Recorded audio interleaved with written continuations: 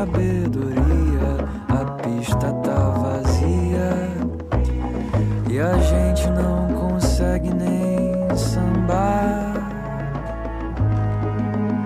Mudar também alguma coisa de lugar e deixa a luz entrar. Não me deixe esquecer, não me deixe esquecer, não me deixe esquecer, não me deixe esquecer, não me deixe esquecer que a gente não precisa de nada, nada, que a gente não precisa de nada, que a gente não precisa de nada, nada, que a gente não precisa de nada.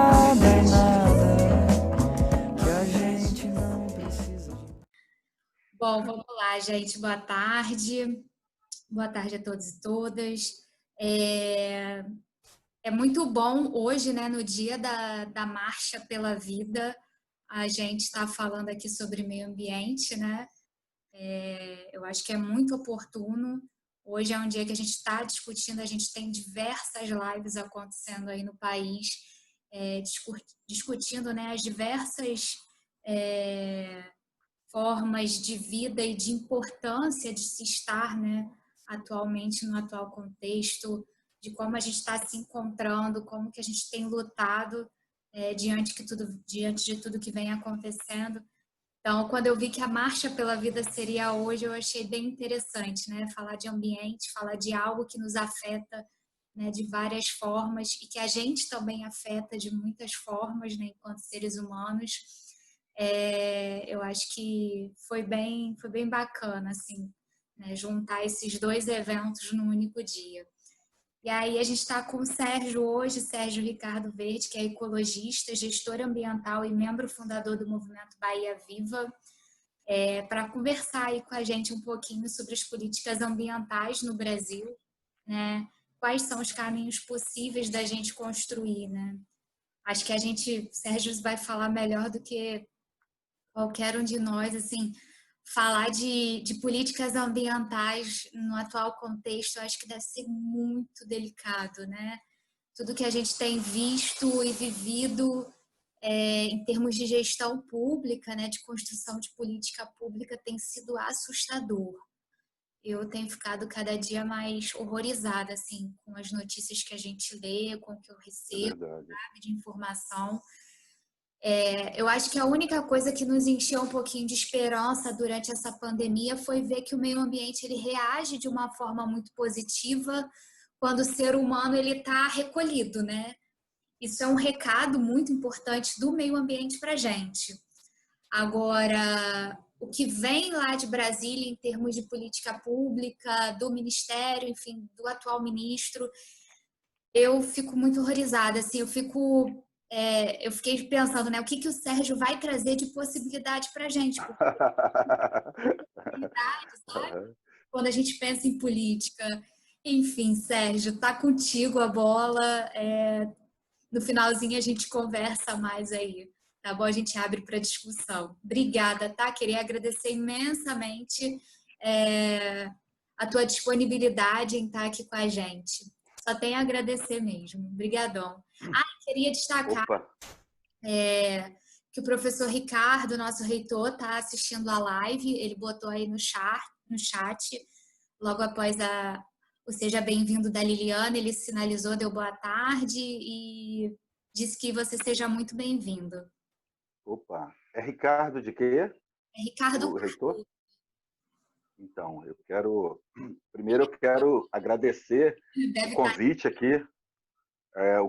aqui, muito honroso, né, do Departamento de Enfermagem e Saúde Pública da Unirio, né, no qual eu tenho aí alguns amigos, o colega Luiz Pelon, nós somos membros do Conselho Estadual de Direitos Indígenas, né. Aqui reencontrei também a Liliana Vargas, pesquisadora, aí, que é parte da nossa caminhada aí na defesa do socioambientalismo, da justiça ambiental, e também agradecer aqui a professora Mari Freire, né? e saudar o reitor, né? Ricardo, dizer, reitor, que mais à frente aí a gente gostaria de conversar sobre a questão da Universidade do Mar da Baía de Guanabara, que é um centro de pesquisa marinha e oceanográfica que está sendo construída aqui a partir de uma proposta do Bahia Viva, da Associação de Moradores de Paquetá e da UERJ, e hoje nós já temos cerca de 25 departamentos e laboratórios parceirizados em torno desse projeto, que se instalar terá um campus avançado no mar, na ilha de Brocoió, e um campus avançado em terra no Solar del Rey, e nós temos alguns segmentos da Unirio já parceirizados, como, por exemplo, o Departamento de Ciências Ambientais, professor Daniel, o pessoal da Paleozoica também, e esperamos aí que logo, logo também o Departamento de Enfermagem e Saúde, e temos aí um projeto que iniciou com o Departamento de Oceanografia da UERJ e que hoje está sobre a coordenação do novo reitor da UERJ, o professor Ricardo Lodge. Nós temos também carta de apoio da professora Denise Pires, minha vizinha aqui na Ilha do Governador, reitora da UFRJ, enfim. Gostaríamos de, em seguida, professora Mari, e o reitor, a gente aprofundar esse diálogo num outro momento, né? Bom, primeiro, então, olha, vocês me colocaram uma questão que eu quase perdi o sono aqui, né? Porque, vejam só, refletir sobre as políticas ambientais no Brasil e que caminhos é possível construir, né? Então, é um tema muito abrangente e muito complexo, principalmente nesse momento em que, como a professora destacou, nós temos uma situação muito grave no campo institucional e político no país, né? A ascensão, a partir de 2018, de forças de extrema-direita, uma agenda neoliberal muito vigorosa, uma agenda econômica neoliberal muito rigorosa, e um festival de horrores no que nós podemos chamar de gestão, entre aspas, da máquina federal. Essa última reunião ministerial, que foi aquela coisa horrorosa, aconteceu, Mari, olha só que simbolismo, no dia 22 de abril. E você sabe o que se comemora no mundo todo no dia 22 de abril? Exatamente o Dia Mundial da Terra, enquanto, em plena pandemia sanitária global, né, diversos povos, academia, os movimentos sociais, a própria imprensa, o jornalismo ambiental, estava refletindo sobre essas crises que nós vamos tratar aqui. No Brasil havia uma reunião ministerial em que se falava que o ministro da Educação, por exemplo, que odeia indígena, o Ministério do Meio Ambiente, que era para passar a boiada sobre a legislação ambiental e sobre a floresta amazônica, pregação de golpe, enfim, um horror, né? Então, esse é um aspecto que eu acho que nós temos que considerar nesse tema complexo, que caminhos é possível construir. A segunda questão é a própria pandemia, né? Porque nós estamos aí com mais de... Hoje era 37 mil e poucos óbitos, queremos aqui prestar nossas condolências, nossos sentimentos mais profundos. Eu mesmo perdi pessoas, não da minha família diretamente, mas do meu entorno, inclusive de familiares, de pessoas que são do Bahia Viva, e amigos que são companheiros dos últimos 30 anos de militância. Perdi vários aqui no Rio de Janeiro, quase meia dúzia de militantes que, como eu, diariamente dedicavam um tempo da vida para ajudar a construir uma sociedade mais democrática e uma outra economia. Então, acho importante a gente lembrar isso, e vamos torcer e trabalhar para que isso passe o mais rápido possível, né? Então, eu queria refletir com vocês sobre 3 pontos. E aí eu vou pedir a ajuda da Mari, viu, Mari, para a gente não ficar prolixo e ser bem objetivo. Que seria basicamente o seguinte: o primeiro item é o que eu chamo de convergência de crises, ou múltiplas crises. A segunda questão é um conceito, resgatando um conceito, que é o conceito de progresso destrutivo. É o que eu acho que, e eu tenho quase certeza que está acontecendo no Brasil neste momento, né? E, por fim, discutir um pouco o que é esse novo normal, essa volta à normalidade, ou pós-normal, enfim, que me traz muitas apreensões, né? E, logicamente, aí discutir o que a gente tem ouvido, o que tem lido, e, na verdade, da prática também atualizar um programa que o movimento de justiça ambiental, o movimento socioambiental brasileiro, com as suas alianças, com as suas conexões internacionais e também aqui no nosso território, tem construído. Nós temos uma pauta, um programa ou bandeiras. No entanto, essas propostas não estão sendo levadas em conta na formulação das políticas públicas. Então, logicamente que a pandemia atualiza esse debate e nos coloca, redefine, inclusive, prioridades. E é sobre isso que eu tenho também me dedicado aqui, junto com os companheiros do Bahia Viva. E você sabe, nós estamos fazendo lives diárias, né? Debatendo temas. O mote é exatamente o mundo que queremos pós-Covid-19. Então, aqui nós já debatemos energia renovável, direito à alimentação, transição agroecológica, saneamento ambiental, direito à água, a proteção animal, que é a causa animal, o direito dos animais, o direito dos povos indígenas. Tem uma série, estamos começando hoje um debate sobre o direito à cidade, né? Então, tem uma série de temas que nós estamos refletindo. A proteção da biodiversidade marinha, estamos refletindo, buscando aí sempre a interlocução entre a academia, os movimentos sociais, né, para a gente refletir e avançar. Então, a primeira coisa que eu quero falar é desse primeiro item. Então, pessoal, vou tentar aqui ser disciplinado, tratar desses 3 pontos. Tá? Então, primeiro ponto, sobre o que eu chamo de convergência de crises, ou múltiplas crises. Né? Eu queria aqui fazer o seguinte retrospectiva com vocês. Primeiro, há cerca de 50 anos que os ecologistas e os cientistas estão alertando para a emergência de uma crise ecológica. Exatamente no ano que eu nasci, 1968, ocorreu a primeira conferência da ONU para tratar da questão da biodiversidade. Já naquele momento, o diagnóstico de cientistas do mundo todo é que algumas espécies, né, estavam ameaçadas de extinção. 1968. Exatamente nesse ano, surgem algumas obras refletindo sobre o que nós chamamos de direito à cidade. Vou dar aqui 2 referências para vocês, o Henri Lefebvre e o David Harvey. Inclusive o David Harvey, que tem vindo muito ao Rio de Janeiro nos últimos tempos, a convite dos movimentos sociais, da academia. E já naquele período, entre 68 e 74, 73, eles publicaram obras, né, e outros autores, logicamente, né, refletindo sobre essa questão do direito à cidade, que é um tema tão atual, eu acho que precisa estar nessa nossa agenda pós-Covid-19. Tá? 4 anos depois, em 1972, ocorreu a primeira conferência da ONU sobre desenvolvimento humano. Foi na Suécia, em Estocolmo.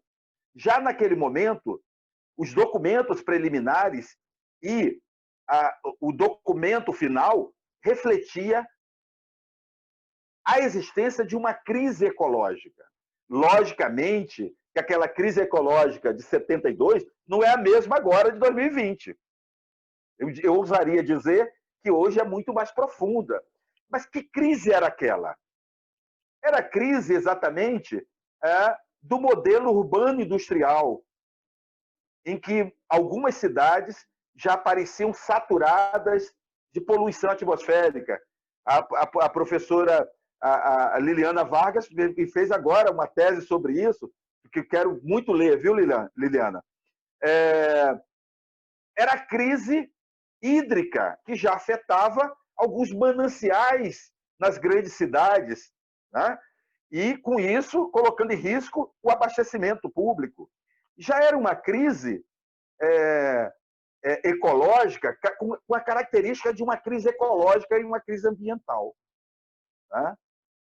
E já naquele momento, uma crise que apontava de uma forma muito suave ainda para o aumento da desigualdade social no planeta,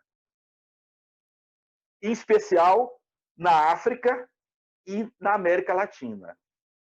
É importante lembrar que, naquele momento, nós vivíamos sob uma ditadura militar. Todos os países aqui do Cone Sul. E vejam só, está parecendo o Brasil de hoje, viu, professora? Hoje, o Ministério da Saúde, o Ministério do Meio Ambiente, vários órgãos estão completamente militarizados. São militares que estão à frente da gestão das unidades de conservação. Não é porque é ser militar ou não. Não tenho nenhum preconceito com isso. A questão toda é que as pessoas, para assumir funções públicas, têm que ter qualificação adequada, têm que ter experiência. Né? E essas pessoas que estão hoje mandando no Ministério da Saúde e no Ministério do Meio Ambiente não têm essa qualificação. Tá? Então, vejam bem qual foi a posição do governo militar brasileiro em 1972, em Estocolmo, na Suécia, na primeira Conferência de Meio Ambiente e Desenvolvimento Humano. A posição do general que foi representar foi a seguinte: olha, já que tem crise ecológica da Europa, dos Estados Unidos, nas grandes cidades, vem para o Brasil, que no Brasil é permitido poluir. É isso mesmo, pessoal. Nós estamos falando de ficção. Isso está em algumas teses e livros. A posição do general, em 72, representou o Brasil, foi: vem para o Brasil, que no Brasil é permitido poluir. Dessa época, tem uma imagem que o governo veiculou em todas as televisões, inclusive propaganda paga, que era o presidente Médici cortando uma grande seringueira na Transamazônica. Eu posso falar isso, eu tinha 4 anos e eu morei, Mari, em Altamira, do Pará. A minha família foi assentada da reforma agrária. Né? Naquela madrugada, nós fomos visitados do quilômetro 104 da Transamazônica por um jipe do Exército. Meu pai teve que fugir por trás da casa. Minha mãe, dona Berlene, professora primária, está aqui do meu lado, grávida e com um monte de criança em volta, alguns no braço, dizendo: aqui não vai entrar na minha casa, de madrugada. E nós amanhecemos à noite, a nossa casa era de madeira e taipa, ficou toda iluminada, porque eles, de forma perversa, de madrugada, ligaram os faróis do jipe e toda a casa ficou iluminada a noite toda. Aquela noite nós não dormimos. Né? E, naquele dia, estava sendo organizado um protesto dos agricultores na Transamazônica para recepcionar, entre aspas, o presidente Médici, que simbolicamente cortou uma castanheira centenária. Eu vou dar um pulo. De 72, eu vou para 1992, para a segunda conferência da ONU sobre meio ambiente e desenvolvimento. Tá? A primeira foi a Conferência de Desenvolvimento Humano, a segunda de Meio Ambiente e Desenvolvimento. Essa segunda conferência, conhecida como ECO 92, aconteceu aqui na cidade do Rio de Janeiro. Tá? E aí nós já vivíamos outra conjuntura.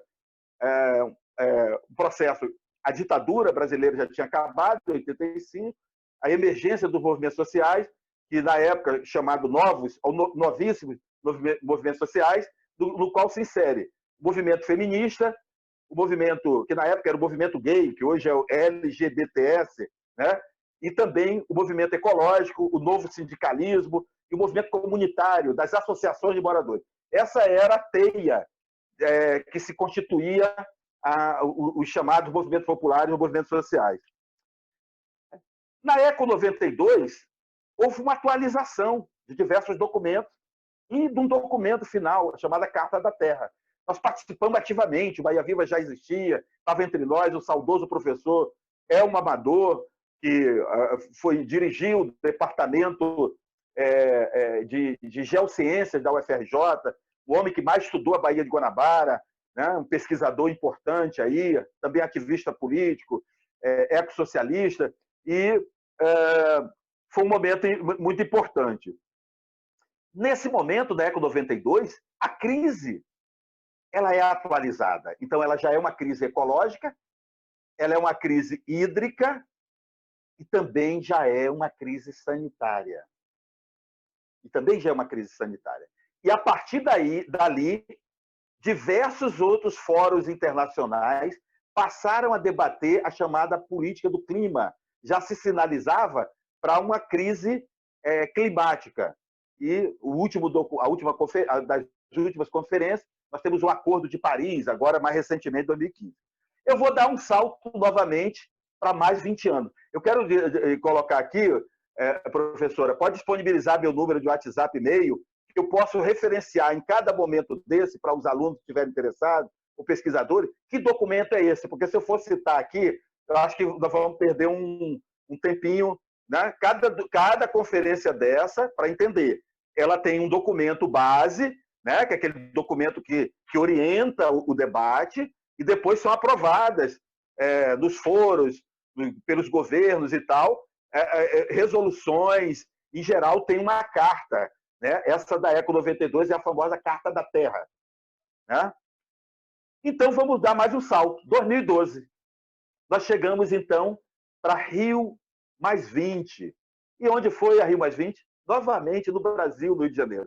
Depois, se tiver pergunta, nós vamos discutir um pouco por que das 3 grandes conferências, 2, as últimas, ocorreram exatamente no Brasil, um país campeão mundial de biodiversidade, né?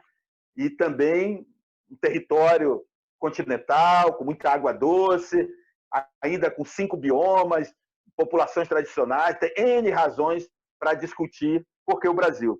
E olha só, essa conferência de 2012, há 8 anos atrás, ela trouxe à tona mais uma faceta dessa convergência de crise, ou das múltiplas crises. Se soma a crise ecológica, a crise hídrica, a crise sanitária, as chamadas mudanças climáticas. Portanto, uma crise climática se avizinhando. É desse período, essas 2 últimas conferências, elas cunharam os conceitos na ótica do capital, né?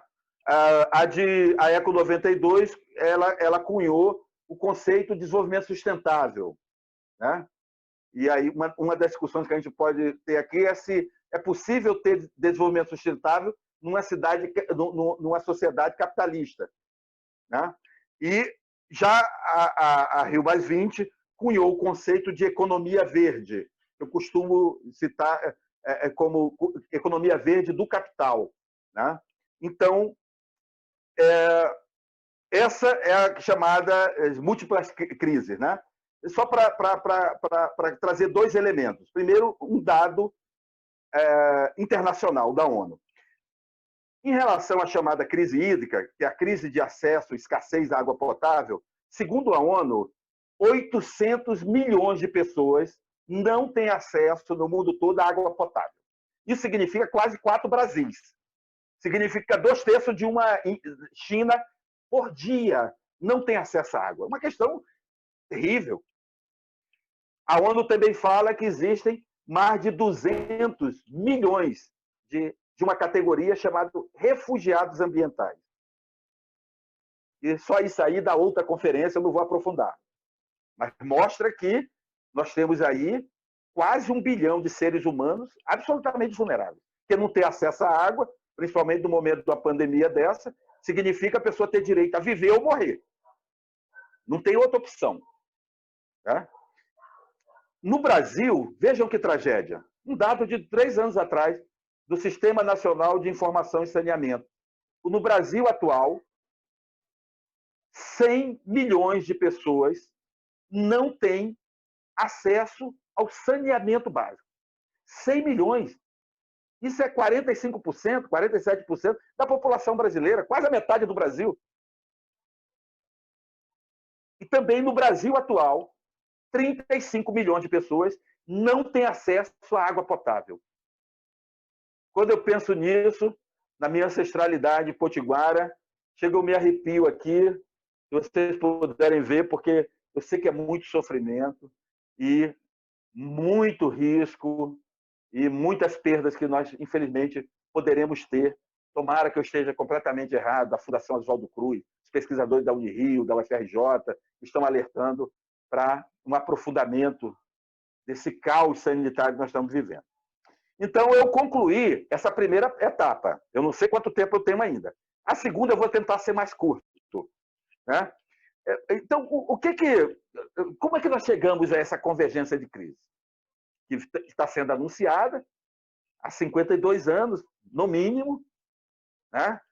Pelos filósofos, pelos pesquisadores, pelos cientistas, pelos movimentos sociais, em especial o movimento ecologista, que em 68, quando começou a surgir esse debate, os ecologistas estavam fazendo a luta contra o Vietnã, eram as comunidades alternativas, a luta contra as usinas nucleares na Europa, nos Estados Unidos, né? É aí que nasce o que nós chamamos de ecologia política, né?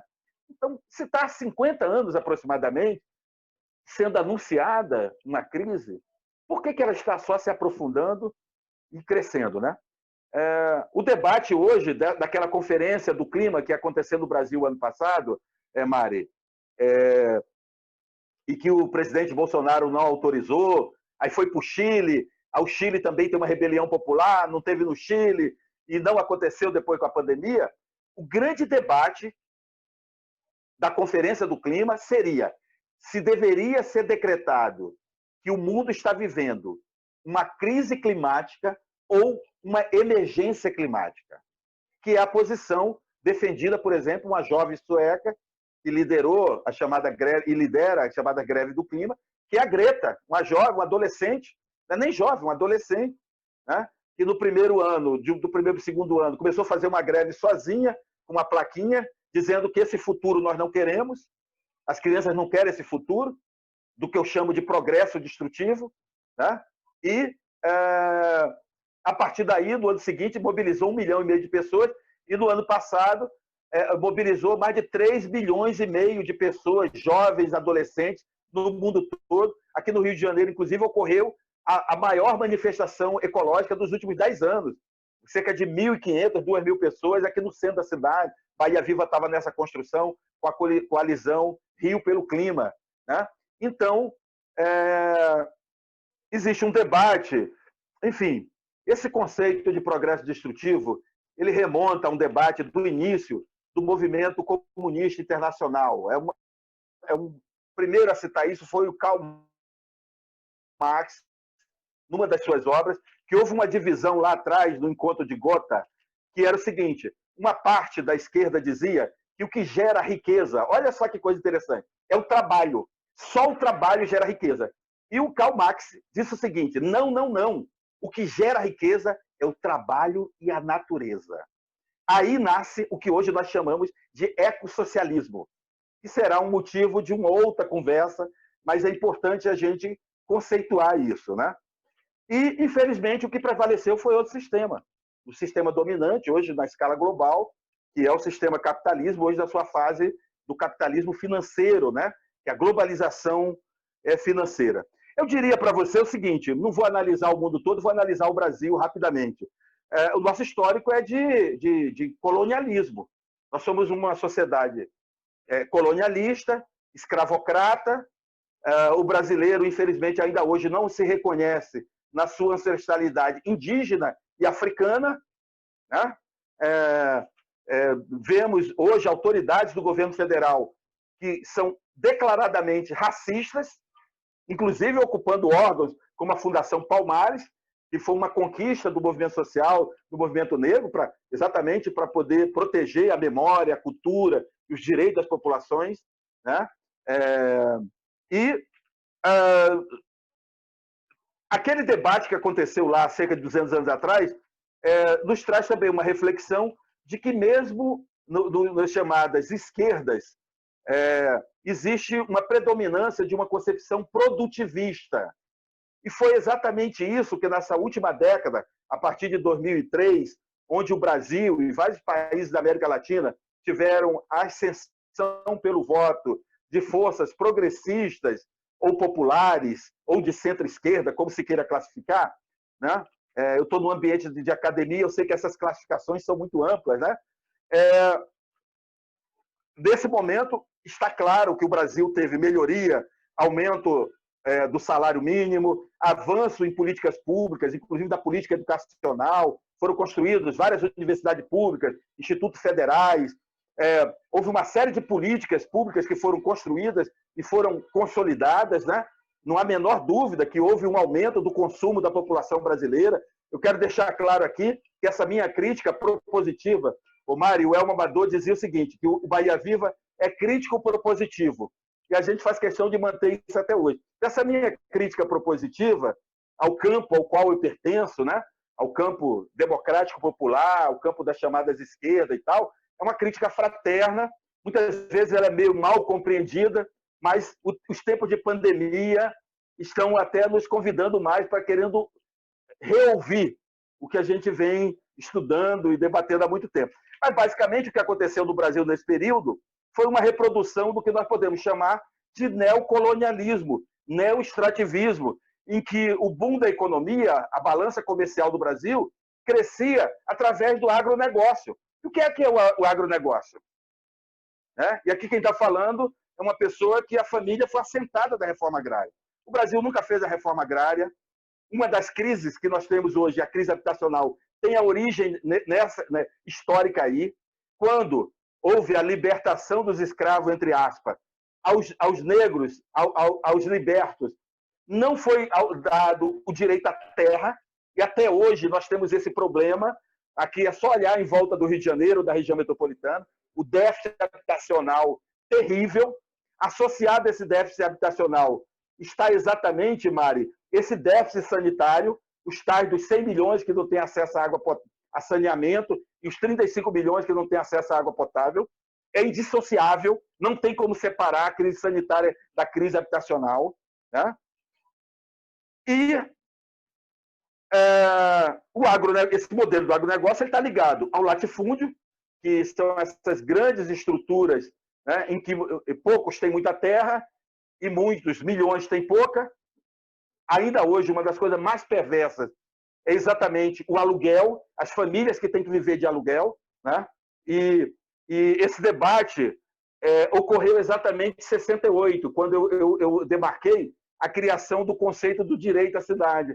Ele surge exatamente porque os jovens, os estudantes, não conseguiam, em 68, pagar o aluguel. Não conseguiam pagar o aluguel. As famílias trabalhadoras, salário muito baixo, não conseguiam. 50 anos depois, nós estamos discutindo a mesma questão. Imagina, nesse momento de pandemia, que as pessoas não estão podendo trabalhar, como é que se paga aluguel? E aí vai fazer o quê? Vai somar ao exército de população de rua. No Brasil, nós temos hoje 100 mil pessoas dormindo nas marquises dos centros das cidades. Somente aqui no Rio de Janeiro, da capital, são 14 mil, segundo a Defensoria Pública. É uma tragédia. Eu saio ali da sala do Bahia Viva, na Associação Brasileira de Imprensa, vejo ali pessoas idosas, crianças, homens, mulheres, dormindo ao relento, no frio, sem ter um cobertor, sem ter uma bica d'água para lavar a mão, escovar o dente. Isso é desumano. Então, esse modelo do latifúndio, ele traz também um pacote tecnológico, que é o pacote exatamente dos venenos químicos, dos agrotóxicos e dos transgênicos. E olha que detalhe, esse pacote dos agrotóxicos foi introduzido na agricultura comercial brasileira durante a ditadura militar, porque na Europa e nos Estados Unidos, o movimento social, os pesquisadores, os cientistas, o movimento ecologista já estava questionando essa alimentação com veneno. Alguns estados estavam avançando em criar leis ambientais para proibir o uso de agrotóxicos. E o Brasil foi inundado durante a ditadura, como disse aquele general, né, Mário? O Brasil, vem para o Brasil que aqui é permitido poluir. E foi exatamente aí que se virou rotina o uso de agrotóxicos na agricultura brasileira. Que tem, eu dou como referência, pessoal, dois vídeos do Silvio Tendler, grande cineasta, que é O Veneno Está na Mesa 1 e 2. Aquele filme, esses filmes valem por qualquer livro, por qualquer tese, né? E também como referência o relatório da Abrasco, que tem um vínculo com, são pesquisadores do Brasil todo, e internacionais e que passa ali pela Fundação Oswaldo Cruz. Então, esse modelo do agronegócio, ele também está associado à elevadíssima violência do campo.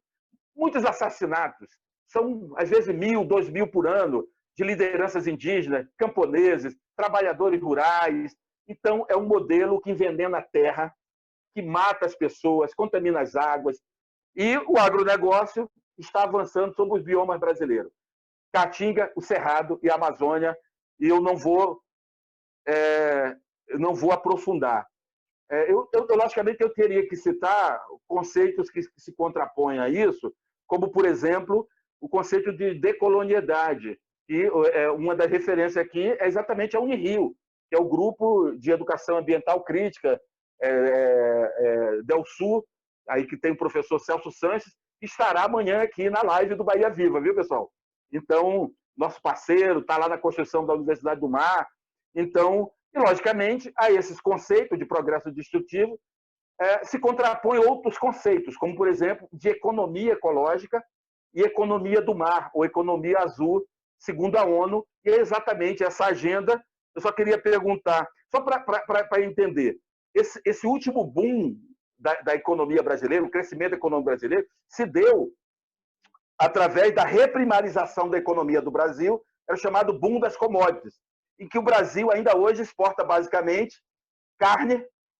Nós temos mais boi do que gente no Brasil, e o boi avança sobre o Cerrado, a Caatinga e a Amazônia. Não avança sobre a Mata Atlântica, porque a Mata Atlântica foi quase desmatada, toda desmatada. Só sobrou 9%, que é onde nós estamos, né? E é por isso que as nossas crises hídricas são cada vez mais recorrentes. Segundo o estudo do Bahia Viva, Mari, se tiver oportunidade em outro momento a gente debater, em 20 anos ocorreram 4 graves crises hídricas no Rio de Janeiro. 97, 2001, 2015, 2016 e agora a da Geosmina em janeiro. Então é uma questão seríssima, né? Mas não é o motivo do nosso debate hoje, tá, pessoal? Então, esses outros conceitos, economia ecológica, decolonialidade e também economia do mar, se contrapõem a essa ideia do conceito do capitalismo, do progresso destrutivo, né? Então, volta a pergunta, que eu não sei quanto tempo eu tenho, que caminhos é possível construir? Eu vou beber um gole d'água aqui, enquanto isso a Mari me ajuda a orientar quanto tempo eu já tenho. Ainda tenho. Sérgio, acho que dá para você encerrar nos próximos 10 minutos para a gente abrir para discussão. O Daniel Beleza. está no chat, ele está assistindo a gente. Opa, que bom. Acho que teremos uma discussão bem bacana. Legal.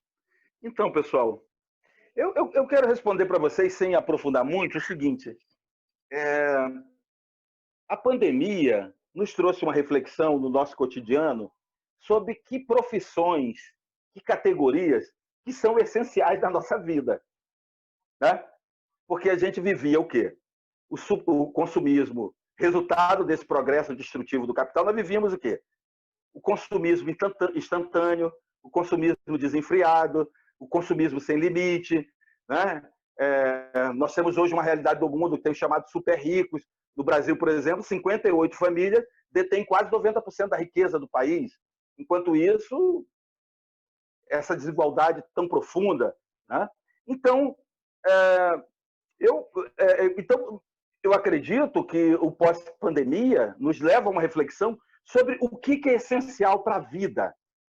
Não para a vida do consumismo, o modo de vida consumido, mas para a vida pensando em construirmos uma sociedade que seja mais solidária, mais fraterna, democrática, em que as pessoas sejam ouvidas nas definições de políticas públicas e, logicamente, uma sociedade que caminhe para o que nós chamamos, e aí tem vários autores que tratam disso, do bem viver, a sociedade do bem viver.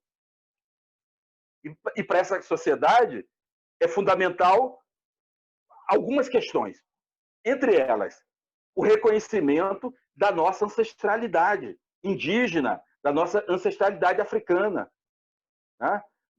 O Brasil é um país que promoveu o genocídio de 8 milhões de indígenas. Aqui em volta da Baía de Guanabara mesmo, a obra do Elmo Amador e outros demonstravam que existiam 120 mil indígenas. Né? Talvez o parente mais próximo hoje seja o pescador artesanal, muito distante, porque está nos mesmos territórios das áreas de mangue, mas essa população foi exterminada no Rio e no Brasil afora. Outra coisa, é fundamental a gente, e aí eu estou falando aqui, eu sou nordestino, né? Nós temos que enfrentar determinadas questões, por exemplo, o machismo, que é uma questão estrutural da sociedade brasileira, o patriarcalismo, a violência contra as mulheres, está aí, mesmo no período da pandemia, aumentou o feminicídio. Né? E algumas sociedades, como as populações indígenas, mas outras sociedades, cuidar da criança, cuidar do idoso, é um valor sagrado, é o princípio. Os povos indígenas, os anciãos, Tiramões, né, para os Guarani, no final da tarde, todos se reúnem para tudo, para ouvir as histórias, às vezes as mesmas histórias, para conhecer a raiz e projetar o futuro. Então, nesse momento, quais são qual é a agenda? Uma agenda fundamental, por exemplo, do Brasil é o fortalecimento da saúde pública. Está aí um sistema único de saúde que, a partir de 2016, pessoal, quando houve o impeachment, né, o golpe institucional e a aprovação da chamada PEC dos gastos, que acho que é a PEC 90, a PEC do teto dos gastos, o Sistema Único de Saúde perdeu, entre 2016 e 2019, 22 bilhões de reais. Olha só, se a gente tivesse, nesse momento de pandemia, 22 bilhões de reais, estaríamos contratando mais médicos, enfermeiros, estudantes de medicina, mais respiradores, mais hospitais de campanha e outras coisas. Nós estaríamos salvando mais vidas. Então, a área de educação e de saúde, nos últimos anos, com esse avanço, a retomada de uma agenda neoliberal no Brasil, tem perdido recursos. Olha a ameaça que pairou sobre as universidades o ano passado, as universidades quase parando. Né? Então, essa agenda da saúde pública ela é fundamental. E, logicamente, a agenda da educação. E aí nós temos um desafio, porque, enquanto perdurar esse processo, nós temos que nos adaptar a essa realidade virtual. Eu ouvi uma entrevista há poucos dias de um diretor de uma das principais redes de ensino privado secundário aqui do Rio, e ele falou que o que nós estávamos prevendo para daqui a 5 anos aconteceu em 4 meses. Essa verdadeira revolução tecnológica. Terceiro, o direito à alimentação. E aí o Brasil precisa superar essa vergonha de ser o país que mais consome agrotóxicos, venenos químicos do planeta. Dizem que cada um de nós, Mari, consome algo em torno de 7 litros de agrotóxicos por ano, na média. 7. Uma coisa absurda, porque é isso que está envenenando a terra, envenenando a água. E também a gente vê aí uma agenda que é necessária, por exemplo, da mobilidade urbana, resgatando aquele conceito do direito à cidade, que eu falei lá do início. Né? Por exemplo, aqui da região metropolitana do Rio de Janeiro, só para trazer um dado, os engarrafamentos no Rio de Janeiro, da região metropolitana, eles geram um prejuízo estimado em 20 bilhões de reais por ano. Por ano. Isso significa adoecimento das pessoas, dos engarrafamentos, em especial das mulheres, poluição atmosférica, que sobrecarrega o sistema de saúde, veículos queimados, consumo excessivo de combustíveis fósseis, né? Porque nós vivemos a sociedade da petróleo dependência, o mundo é petróleo dependente, isso é um outro motivo, outra discussão que a gente pode aprofundar em algum momento. Enfim, e desde a fundação do Bahia Viva, por exemplo, nós defendemos como alternativa para melhorar a mobilidade urbana, por exemplo, a ampliação do transporte de barcas. Tem planos para ter estação de barca, Mari, em São Gonçalo, que é a segunda maior cidade do estado, desde 1994. 94, há 36 anos. Barcas projetadas, por exemplo, para Magé, para Baixada, estudos mais recentes que mostram uma grande viabilidade, barcas, por exemplo, aqui para a Ilha do Fundão. Então, enfrentar a mobilidade urbana, porque essa petróleo dependência, essa opção rodoviarista que o país fez há 50 anos atrás, quando atraiu as grandes montadoras estrangeiras para aqui e abandonaram o transporte ferroviário. Nós temos aqui na região metropolitana do Rio de Janeiro e no interior do estado uma malha ferroviária abandonada há décadas. Há décadas. Investir em sistemas cicloviários. Então, a agenda da mobilidade urbana ela é fundamental. Por quê? Nesse momento da crise, e aí, Liliana, se eu estiver falando alguma besteira, você me corrige, está sendo detectado que a paralisação da economia e a redução dos veículos nos centros urbanos melhorou a qualidade do ar das cidades.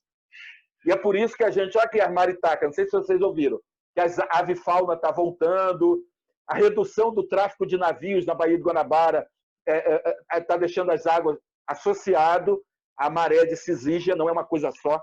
Quem quiser entender melhor isso, vai lá no Instagram do Bahia Viva, tem vários vídeos nossos lá debatendo isso. Está trazendo de volta a biodiversidade, o centro urbano, a avifauna e também marinha, porque a Baía de Guanabara, por ano, trafegam dentro da Bahia 10 mil navios e embarcações por ano. Então, tem uma agenda aí intensa para ser construída de políticas públicas, nós só resolveremos dessa forma. E nós começamos a perceber, por exemplo, além desses segmentos, né, algumas áreas que se tornaram tão importantes, como, por exemplo, a área de ciência e tecnologia, né? Inclusive para poder curar doenças, produzir remédios, vacinas, nós vamos ter que investir cada vez mais nesse setor que tem sido um setor secundarizado ou colocado em uma das últimas, dos menores investimentos no país em ciência e tecnologia. E todas essas questões nos traz à tona uma reflexão sobre a necessidade de fortalecer essas políticas públicas. Enfim, eu acho que essa crise também da pandemia nos faz, espero que faça, pelo menos, né? Tentar ver o outro, o vizinho, o familiar, aquele que muitas vezes mora dentro da nossa casa e que a gente, nesse mundo acelerado, essa velocidade das cidades, né? Esse mundo do consumismo, dessa correria enorme, muitas vezes a gente deixou de perceber. Então, eu acho que é um momento... Tem um autor francês, que é o Félix Guattari, né? Que escreveu As Três Ecologias, Revolução Molecular, e ele dizia que o mundo por vir, que seria o mundo do bem viver, ele precisava resgatar o que ele chamava de nova suavidade, que se contraponha e fazia um contraponto ao que ele chamava de subjetividade capitalística. Exatamente essa ideia das cidades freneticamente aceleradas, do consumismo desenfreado, etc. e tal. Eu acho que essas questões todas elas precisam fazer parte da nossa reflexão. E para mim é uma honra estar aqui nesse espaço, né, da Unirio em casa, né, dialogando com vocês. Muito obrigado. A gente que tem que agradecer, Sérgio, pelas provocações, pelas inspirações, enfim, por toda a sua fala. Me provocou muito a pensar em muitas coisas, né? Quando você fala aí desse histórico, né, de alguns movimentos, enfim, que a gente teve aí ao longo das últimas décadas, eu acho que fica muito claro, né, a carência que a gente tem de investimento em políticas públicas específicas para o meio ambiente, e como a gente também tem ficado muito carente, né, de todas as políticas públicas, né, da saúde, pensando na questão dos transportes que você acabou de trazer, porque todas essas políticas elas conversam, né, para o bem-estar, para a saúde da população, para a manutenção do meio ambiente, para a questão alimentícia, enfim. A gente não consegue construir políticas isoladas, né, para benefícios isolados. Porque se a gente pensar, elas acabam convergindo entre elas e trazem benefícios para para diversos setores do país, para a população, para o meio ambiente, sim, enfim, as coisas conversam muito, né? E a gente está bastante carente de políticas públicas que sejam de fato impactantes, né, para a gente, para o país como um todo, e que tenham de fato esse efeito, né, que a gente espera. Além da carência dessas políticas, a gente está carente também de uma participação social maior, né? Da sociedade ajudando a construir essas políticas, porque a gente sabe o que a gente vive, né, no nosso dia a dia. E a gente tem direito, a Constituição nos permite isso, né? A gente tem o nosso local de fala garantido para contribuir na construção dessas políticas e isso não tem acontecido também, né? Isso faz com que a gente tenha aí algumas políticas que não conversam com a nossa realidade, né? Então, eu acho que você levantou aí muitas questões. Eu já estou vendo aqui o Pelon está querendo falar, já está inscrito. Quem quiser, a Liliana também, quem quiser se inscrever é só sinalizar aí. Então, eu vou abrir para o Pelon e logo em seguida a Liliana. Pelon, pode aparecer aí. Peraí. É porque eu acabei de instalar tudo aqui no meu. Eu acabei. Sérgio, tá me ouvindo? Eu vi que você está no escurinho do cinema, né? Rapaz, não, tá agora apareceu aqui a mata ali no fundo. Mas sabe o que aconteceu? Eu perdi meu celular, deu problema, tem 2 dias. E aí a vida destrambelhou. Aí eu falei, a Mary mandou aí, olha, vai começar o Sérgio. Eu falei, olha, eu acabei de comprar um celular. Peraí que eu vou instalar o Zoom agora. Sérgio, é mais para te dar mesmo boas-vindas, agradecer aí o convite, né? Nós já somos parceiros aí em outras instâncias, aí tem tido o prazer de trabalhar com o Sérgio, que é uma pessoa de um conhecimento aí que só tem a agregar para a gente, né? Na área da saúde, né? Tanto que nós chamamos o Sérgio para integrar a Comissão de Saúde, porque ele era da Comissão de Território, Meio Ambiente, e a Comissão de Saúde entendeu que seria muito legal chamar o Sérgio para que a gente dialogasse mais essas questões. Comissão de Saúde do Conselho Estadual dos Direitos Indígenas, tá? Para quem está assistindo. Para que o Sérgio pudesse integrar a comissão com a gente, para trabalhar questões afeitas à relação território, meio ambiente e saúde, e a contribuição dele tem sido muito, muito, muito ímpar. Então, bem-vindo aí nosso departamento, tá? Eu peguei já uma parte, já vi muito bom, assim, e agradecer mais uma vez você ter aceitado o nosso convite, meu amigo. Obrigado, Luiz. Eu não sei se eu comento agora rapidamente, Mari. Pode comentar e depois a gente chama... Quero agradecer o Luiz, eu tinha falado de você aqui no início, o Luiz que é nosso colega lá do Conselho Estadual de Direito Indígena, estamos debatendo a questão do saneamento, né, ecológico das aldeias, e eu tinha falado no início, o Luiz, aqui, sobre aquilo que nós conversamos antes, de trazer o departamento, né, de enfermagem e saúde para a Universidade do Mar, né? Tem tudo a ver, entendeu? Esse conceito ampliado de saúde ambiental que nós estamos discutindo. E agora, durante mesmo a pandemia, nós tivemos novas adesões. Estamos agora com um termo de parceria com a rede Waterlate Gobacity. São pesquisadores aqui da América Latina, do México. Então, poxa, queremos muito. E temos algumas novidades da Universidade do Mar e fazemos questão. A Unirio já está representada através de outro departamento. Falei mais cedo aqui no professor Daniel, das ciências ambientais, o pessoal da paleozoologia, o GEASU, e eu faço questão... O professor Daniel esteve com a gente lá no Raízes, ô Sérgio. Opa, legal. A semana passada o professor Daniel esteve com a gente lá no Raízes. Muito legal também. É isso aí. Tem muita coisa boa. Satisfação revê-lo, estou com saudade, vamos torcer aí para passar logo. E a gente voltar àquela cachoeira lá de Iriri, né? Dos Pataxós aqui de Paraty. Coisa linda. Isso aí. Valeu. Vou deixar aí à vontade aí, pessoal, falar. Obrigada pela Liliana. Oi, Sérgio, mais uma vez, muito obrigada pela tua generosidade de estar conosco. É sempre muito bom ter interlocutores e pessoas que trazem tantas coisas, né, uma visão tão cosmológica, não? E tão ampla, tão ética. E eu fico muito feliz, particularmente, porque os nossos caminhos se separaram alguns anos atrás, mas os nossos ideais não se separaram.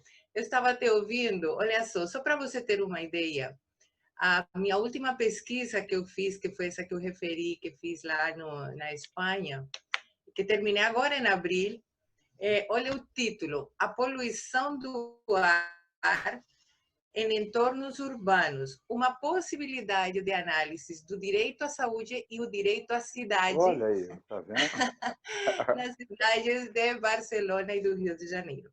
Então, assim, isso significa que nossa sinergia, ela sempre esteve caminhando junto, né? Apesar que a gente se afastou. E eu fico também muito feliz e queria te parabenizar, porque você nunca desistiu de defender os teus ideais, que são os ideais de tantas pessoas que não têm voz, né? E defender a vida de uma forma geral, né? Então, eu acho que se alguém tinha dificuldades de entender essa relação meio ambiente e saúde, que apesar de ser tão óbvia, academicamente, agora não tanto, mas quando eu comecei a trazer isso, era muito difícil quando eu falava com meus colegas, enfim, sobre isso, né, com alguns deles consideravam que isso era uma questão que não cabia de ser tratada dentro de nosso contexto acadêmico na área da saúde, né? Mas ouvindo você não tem como separar essas coisas todas. Então eu fico muito contente. Eu acho que tua análise é muito correta.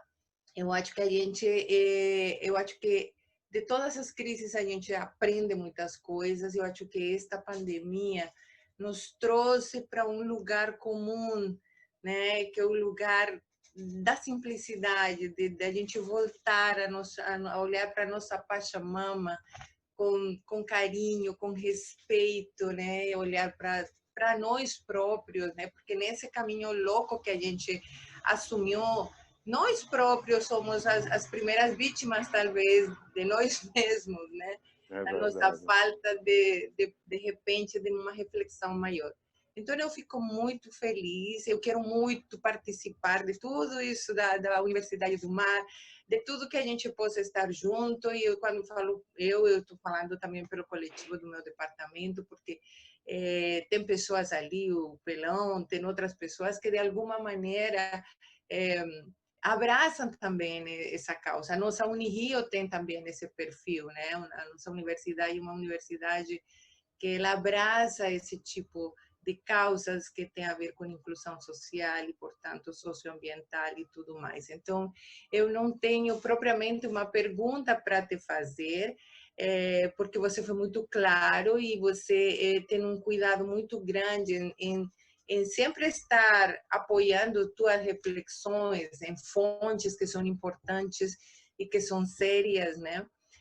Então, eu acho que tua apresentação foi bastante coerente, mas eu só queria dizer que eu estou muito feliz e que eu espero que agora que a gente está junto mais uma vez, que a gente possa continuar junto, dividindo nossas experiências, nossas expectativas, para que possamos levar. Eu passei, inclusive, o link desta, espero que os nossos alunos tenham conseguido também te ouvir, mas certamente você vai estar convidado para nossas aulas, para nossas discussões com nossos alunos, para que a gente possa estar, digamos assim, dando uma outra visão, né? Levando uma outra mensagem diferente, talvez dessa que traz destruição, que traz ódio, que traz tantas coisas negativas. Então, seja bem-vindo ao nosso departamento, à nossa universidade, e estaremos juntos com certeza. Muito obrigada, Sérgio. Estou muito feliz de que este encontro tenha sido possível. Opa, eu que agradeço, Liliana. Você que é uma pessoa muito querida. A nossa trajetória de vida, né? A gente encontra pessoas de tudo que é tipo, e tem pessoas que marcam realmente a gente assim. Eu lembro que isso já tem, né? assim, a gente não gosta muito de ficar falando de tempo, acho que tem mais de 20 anos. Vamos dizer que tem 20 anos. É igual eu falo, o Bahia Viva é um movimento criado há cerca de 20 anos, né? Eu lembro que já naquela época você falava nessa questão da saúde ambiental, né? Vejo, viu, porque esse período que nós analisamos rapidamente, de ascensão de forças populares no Brasil, trouxe muita contradição no próprio meio acadêmico. E poucas vozes ousaram questionar o modelo de desenvolvimento que estava sendo reproduzido. Eu resumi aqui no agronegócio, mas não é só o agronegócio, é a usina de Belo Monte, lá onde eu vivi, a cidade que eu vivi, né, com a minha infância, onde eu tenho 4 irmãos, tomava banho todo dia no Rio Xingu, quando saía da escola municipal Floriano Peixoto, virou, Liliana, a cidade mais violenta do Brasil, depois da implantação de um mega empreendimento, desterritorializou 50 mil indígenas. Então, isso não é economia limpa, não é nem de desenvolvimento sustentável, né? Então, eu sei que você trazia sempre essa reflexão. E o que aconteceu? Eu identifico hoje, em especial do Rio de Janeiro, não posso falar do Brasil todo, um campo acadêmico, uma academia crítica muito grande e com muitas pessoas, na UENF, na Unirio, na UFRJ, na UF, na Fiocruz, e, de alguma forma, em função muito dessa obra do Elmo Amador, né, que ele que era um cientista muito respeitado, né, mas também um ativista político, e os poderes, os governos e as corporações não gostam muito dessas pessoas, que são independentes, né? E o Elmo sempre sonhou com essa ideia de ter um campo acadêmico articulado, interinstitucional, interdisciplinar, e, de alguma forma, né, eu que costumo dizer que nós estamos construindo agora a 3ª geração do Bahia Viva. Um deles é aluno do professor Daniel, que é o Renato Gardel, é nosso estagiário do Bahia Viva, e outros jovens que estão se chegando aí. Nós lançamos na Semana do Meio Ambiente, Liliana, um programa de voluntariado. Recebemos já 12 currículos, e tem alguns que estão entrando em contato, gente assim, jovens altamente qualificados, que querem somar com o Bahia Viva. Então, eu diria para você o seguinte, isso nos dá muita esperança de que teremos outros momentos, e eu acho que a Universidade do Mar pode ser essa grande convergência, entendeu? Ela pode ser... sim, olha, eu esqueci de citar aqui o Departamento de Turismo da Unirio, né? Eu tenho que estar com uma colinha aqui, que a minha memória anda assim meio... né? O Departamento de Turismo, inclusive a professora Heloíse Botelho, vai participar da live do Bahia Viva no dia 19 de junho. Nós vamos discutir turismo de base comunitário, trabalho belíssimo. Então, veja só, eu acho que essa Universidade do Mar pode ser essa convergência, que, de alguma forma, talvez não da forma hoje como a gente já pode estar pensando, isso já estava lá atrás. Quando nós nos conhecemos, essas ideias, de alguma forma, elas já estavam ali muito embrionárias, e que é como uma terra, uma semente boa, uma semente sagrada, uma semente crioula, num solo sem agrotóxico, com água, floresta, ele vai brotando, floresce, dá frutos. Eu acho que a Universidade do Mar é isso aí, e eu tenho certeza que agregará muitas pesquisas, muitos estudos, projetos de extensão, cursos livres, com comunidade pesqueira e com muitos jovens, porque essa juventude é que nos encanta. Tá aí essa garota, Greta, por exemplo, uma adolescente, e que hoje já mobiliza milhões de pessoas. Enfim, acho que isso aqui, acho que essa é o nosso papel também aqui. Acho que é isso. Assim como num certo momento eu cheguei do Rio Grande do Norte aqui e conheci o Elmo Amador, e ele foi super generoso comigo, né? Depois viramos amigos, amigo até hoje da família Amador. De alguma forma, a Universidade do Mar, eu espero que seja essa casa acolhedora, né, de todos esses que queiram se somar à causa da justiça ambiental e do bem viver. Obrigada, Liliana, pela sua fala. Vou passar agora, Sérgio, a fala para o Daniel, que está presente também, quer conversar com a gente. Oi, estão ouvindo? Ô, Daniel. Sim, Daniel. Oi, primeiramente queria parabenizar o Sérgio e o Departamento de Enfermagem e Saúde Pública, e especialmente a professora Mariane, por essa série de conferências. Estão realmente sendo muito interessante, muito importante. acho que eu tenho acompanhado quase todas que eu consigo aqui de longe, né? Eu queria aproveitar que o Sérgio comentou sobre o GEASUR, né? Eu sou também pesquisador do GEASUR. Hoje estou na UFRJ, mas eu fiz tanto minha graduação na primeira turma de Ciências Ambientais da Unirio e depois fiz o meu mestrado em Educação junto com o Celso e com o GEASUR, né?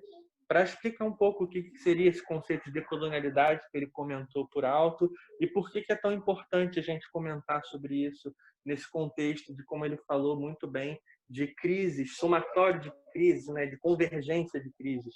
Então, uma coisa que eu gosto muito de lembrar, eu trabalho muito com populações tradicionais, povos indígenas, comunidades locais, né, e acho que é interessante a gente pensar que quando os portugueses chegaram aqui, existiam milhões de habitantes num lugar que os portugueses se referiram como sendo um paraíso que estava totalmente preservado e com esses povos vivendo em harmonia com o meio ambiente. E assim que eles chegaram, o que os portugueses fazem? Eles impõem um modelo único de desenvolvimento, né, uma lógica de dominação tanto de seres humanos como da própria natureza, que gera uma série de destruições que a gente está vendo reflexos até hoje. E quando a gente pensa nessa ideia de decolonialidade, a gente está pensando, na verdade, numa resistência a esses traumas que ficaram após a colonização, porque a colonização terminou, mas com ela não houve uma reformulação tão drástica da sociedade a ponto de rever certas injustiças. Então, os pesquisadores que tratam da questão da colonialidade, eles vão dizer que a colonialidade ela se expressa de diferentes maneiras. Tem a colonialidade do saber, que ela é vista, por exemplo, quando a gente não encontra professores negros numa universidade, ou pela dificuldade que certas populações vão ter ao acesso ao conhecimento. Tem a colonialidade do ser, que se expressa pelos preconceitos, pela diferença entre tratamento social, né, de uma mulher para um homem, ou de um negro para um branco, de um indígena para um branco, de um LGBT para um hétero, e todas essas questões que também são reflexo do nosso modelo de sociedade.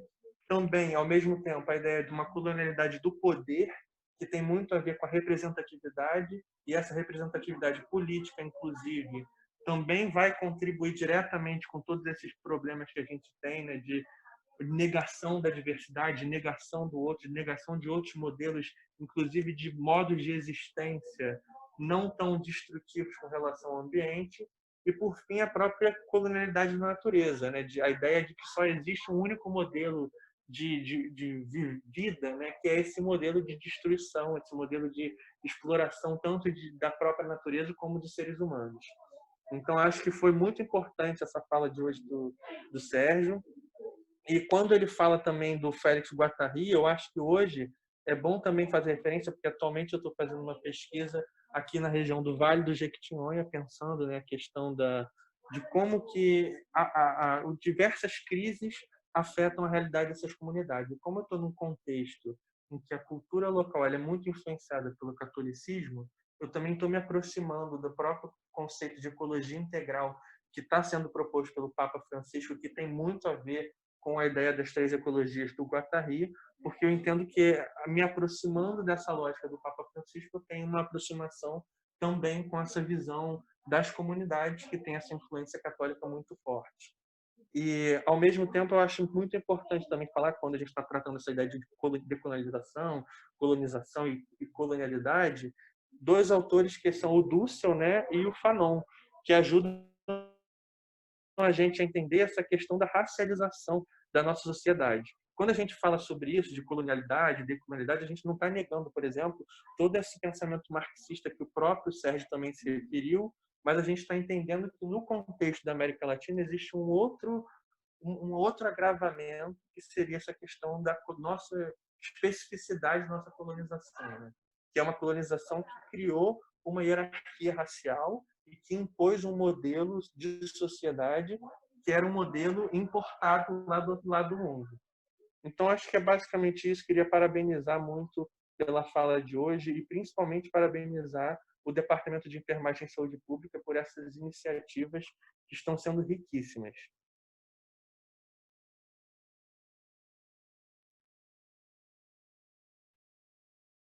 Obrigada, Daniel. Sérgio, você quer falar alguma coisa? Não, saudar, na verdade, eu confundi o Daniel. Eu pensei que era o professor Daniel do Departamento de Ciências Ambientais, né? Mas, de qualquer forma, eu adorei, viu, Daniel? Eu concordo com você e eu tenho muito essa referência, né, da educação ambiental crítica, porque a gente tem uma educação ambiental aqui que é muito marketing verde, né? Muitos governos e muitas empresas fazem, e mesmo ONGs, às vezes, na melhor da intenção, muito marketing verde. Olha que coisas loucas. Uma vez, Mari, eu fui convidado para um colégio aqui na Ilha do Governador, não vou dizer o nome, porque é um colégio privado, e o tema deles era a questão da coleta seletiva. E era um colégio de classe média alta, e quando eu cheguei no pátio da escola, tinha uma montanha de garrafa PET, de Coca-Cola, 99% com a Coca-Cola cheia. E eles fizeram uma escultura, né? E aí, olha que loucura.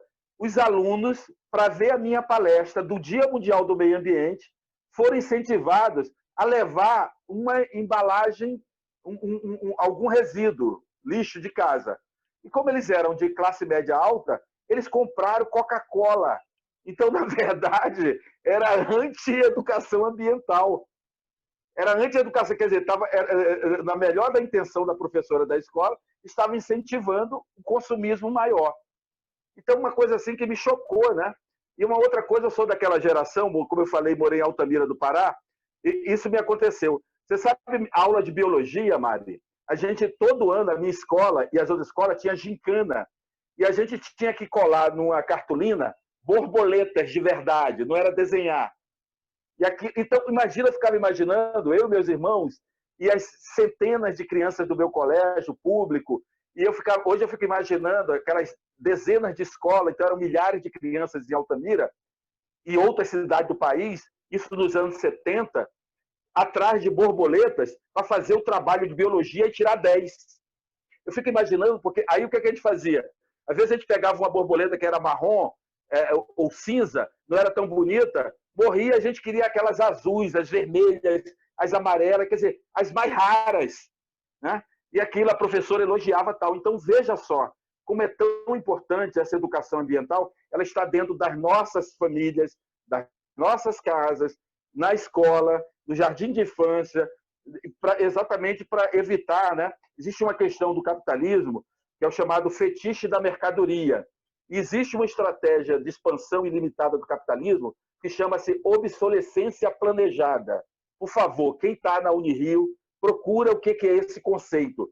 É isso que explica que as nossas canetas, eu estou aqui com 3 canetas aqui em volta, nenhuma funciona, o celular a gente tem que trocar todo ano, o carro para quem tem dinheiro, enfim, essa economia do supérfluo vai nos estimulando a virar um consumidor compulsivo. Ora, mas existem aqueles outros milhões do planeta que não conseguem ter nem um direito à água potável e um prato de comida. Então, como é que é isso? Né? Então, eu acho interessante e queria, Daniel, para finalizar, dizer o seguinte, no próximo sábado, dia 13, nós vamos estar debatendo na live do Bahia Viva com 2 companheiros da Pastoral de Meio Ambiente, o Ângelo Antônio e a Cristina Portela, exatamente a encíclica Laudato Si.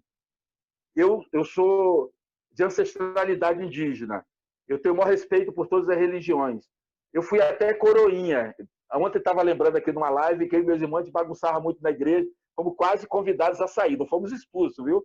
E nem excomungados, mas nós fomos convidados a sair.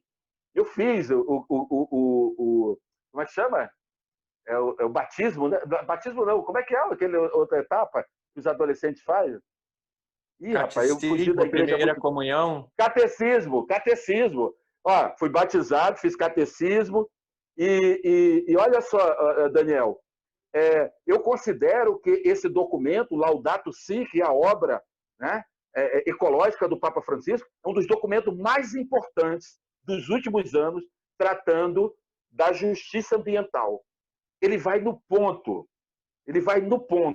né? E eu cito como referência sempre, né? Assim como outros documentos da CNBB, da campanha da fraternidade, documentos que já discutiram o direito à água, o direito à terra, etc. e tal, né? Então, eu acho muito importante esse envolvimento também das comunidades de base, e de diversos segmentos das religiões, né, com a causa da ecologia e do bem viver. Da causa comum, né, a causa comum, o planeta como causa comum, né, a terra, a Pachamama, como disse a Liliana aqui. Então, parabéns pelo seu trabalho aí e certamente dará muitos frutos.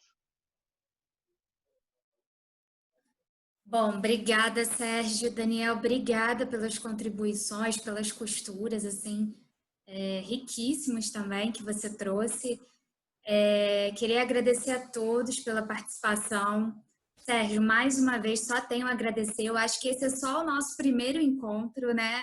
Foi feito virtualmente pelo atual contexto, mas eu espero que a gente tenha aí muitos outros encontros, que a Universidade do Mar, ela de fato, né, se torne algo concreto, não só para o Bahia Viva, mas acho que para todos nós, que a Unirio possa participar disso, né, que o nosso reitor consiga se articular com você de forma que a gente esteja, né, amplamente representado nesses projetos, que eu acho que é fundamental, né, não só para o Rio de Janeiro, mas acho que para o país como um todo, né, são iniciativas que se projetam, né, são movimentos que se projetam nacionalmente, internacionalmente, e que são fundamentais no nosso atual contexto.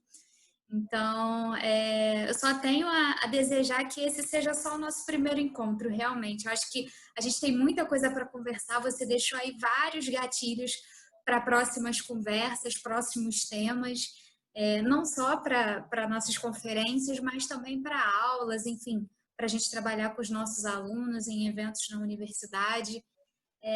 Enfim, acho que a gente tem temas e muitas possibilidades de encontros. Então, mais uma vez, muito obrigada. Obrigada a cada um de vocês. A gente vai disponibilizar essa conferência no nosso canal do YouTube. A gente avisa por e-mail também. E até a próxima, né? Obrigado, Mário. Saudar aí meus amigos aqui, que eu estou revendo virtualmente, né, pessoal? E pedir para vocês acompanhar a gente lá nas redes sociais, né? E passando tudo isso aí, realmente eu espero que a gente não volte a essa normalidade que nós vivíamos antes e que a gente consiga construir algo novo, algo que nos traga mais felicidade. Nós estamos aqui para isso, para ser feliz e construir esse bem viver. Muito obrigado, para a gente é uma honra aí contar com essa parceria com a Unirio, viu? Obrigado mesmo. Com certeza, Sérgio. Obrigada. Obrigada, gente. Até a próxima. Tchau, tchau.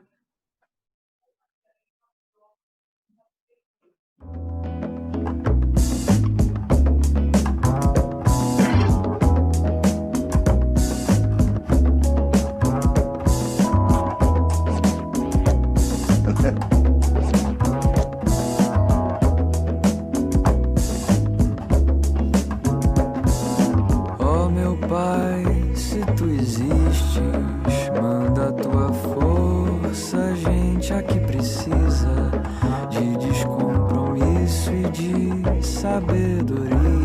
A pista tá vazia e a gente não consegue nem sambar. Mudar também alguma coisa de lugar e deixa a luz entrar. Não me deixe esquecer, não me deixe esquecer, não me deixe esquecer, não me deixe esquecer, não me deixe esquecer que a gente não precisa de nada, nada, que a gente não precisa de nada, que a gente não precisa de nada, nada, que a gente não precisa de nada. Pergunte a um gorila em que ano nós estamos. Nós estamos aí, cara.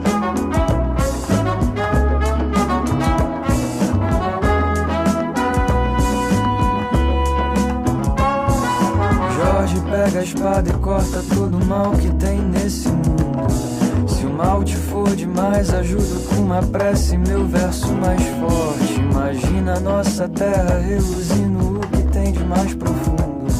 Imagina o nosso povo todo todos se entendendo em coros, cantos, ó que sorte. Jorge, eu já perdi meu tempo encarando o próprio espelho, medindo amor, contando like, ouvindo os outros, tendo frio e tendo medo. Tua força, o teu cavalo, meu amparo, minha morada, meu segredo. Tua espada e tua coragem me acompanham na jornada desde muito cedo. Não me deixe esquecer.